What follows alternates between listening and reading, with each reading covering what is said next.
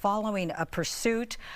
This was initially started by the Monte police. We're told that the suspect in this case, the one leading authorities on the chase, was supposedly wanted for grand theft.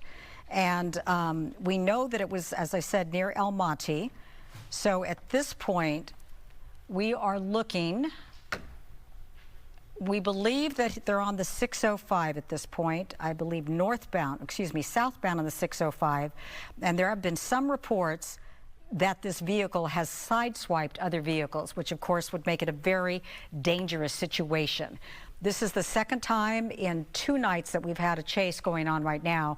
From what I understand, going at high speeds, 100 miles per hour on this Friday night. Of course, we know Friday people are out and about.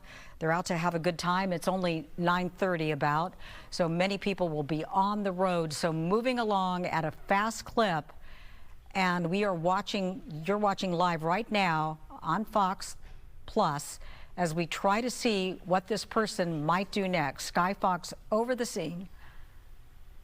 So far, weaving a little bit in and out of traffic, but not too much. It's those high speeds, though, that always get you into trouble.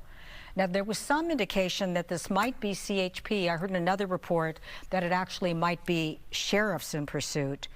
But you're watching this live at 9:36 on a Friday night.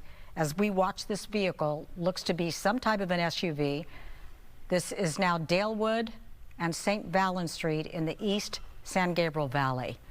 Moving in and out of traffic, now at about 65 miles per hour, so seems to be dropping speed a little bit.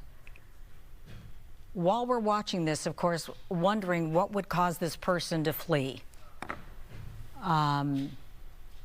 Looks to be exiting off the freeway, now on surface streets. This is Fraser Street and Dalewood Street. We were listening last night as Dennis Zine, retired LAPD, was talking about you're actually much safer on the freeway, but when they get on these surface streets, it's so much more dangerous to the general population because of their proximity to homes, to other cars. Now Bess Avenue and Leo Rorta Street in the East San Gabriel Valley. And we know that the initial call was for grand theft. Going right through those stop signs. One more time. Okay, Tim Lynn, you are standing by live with us? I am. I'm with you. Okay. So how dangerous would you say, Tim, you're retired law enforcement, how dangerous is this at this point?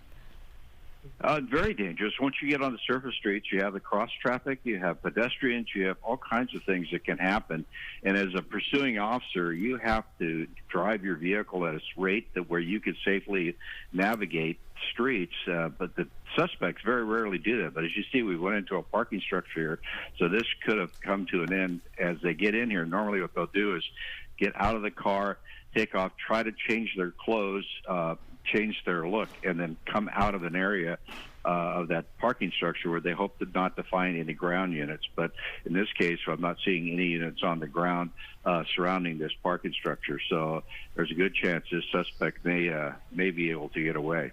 So they use the parking structure as a means to camouflage, if you will, so they can change their clothes, ditch the car, and then you have a foot bail, right?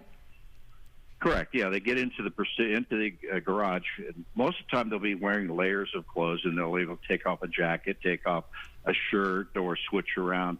But the one thing they can't and normally change is their shoes. So that's what I always look for when I was a tactical flight officer, if I could get a look at them as they came out of the car. But unfortunately, when they get into structures like this, it's very difficult for the aircraft overhead to handle the chase because they're out of sight. And then when you're in a surveillance mode with no ground units anywhere near, it's hard to cover the exits of that parking structure. And once the units come on scene, 2 to 3 minutes later, it's pretty much too late. So right now, it's unless they have security cameras and security in that parking structure, there's a pretty good chance that person is not going to be caught tonight. Tim, we're told that this is Kaiser Baldwin Park. This is the garage there. I mean, how would you like to be the unlucky person who's got an emergency tonight? You're at the hospital, and now you've got a guy who's leading police on a chase and is wanted for grand theft, according to authorities. I mean, that's a potentially dicey situation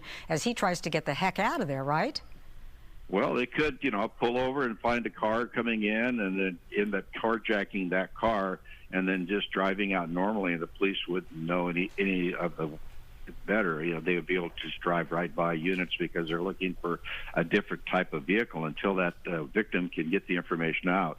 But that's one thing you always look for at the end of these pursuits is situations like that. But what they normally do is they'll just blend in. They'll try to walk out normally, just kind of go in with a group of people, or just walk out like everything's okay, and hopefully they can get out of the perimeter area. But like I said, it's really a double-edged sword. When they go into surveillance mode, you're, one, giving the people on the ground a chance to slow down.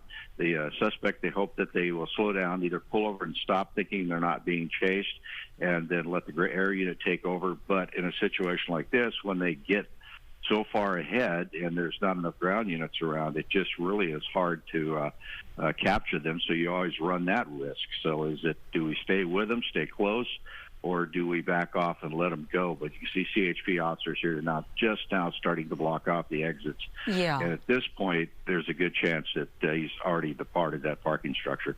And being the hospital, they probably do have a good surveillance system there.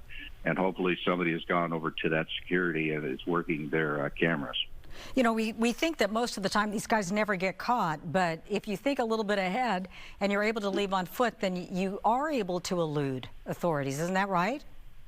Yeah, it's true. Parking structures do offer that opportunity, but if you work the situation calmly and completely, like, first thing you do is get somebody to the security for this to see if they have cameras and watch on camera.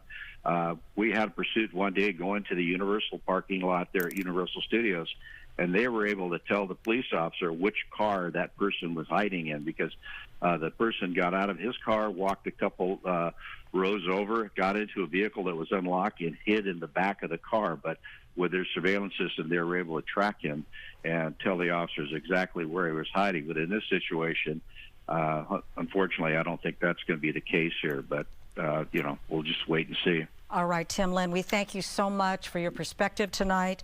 We're going to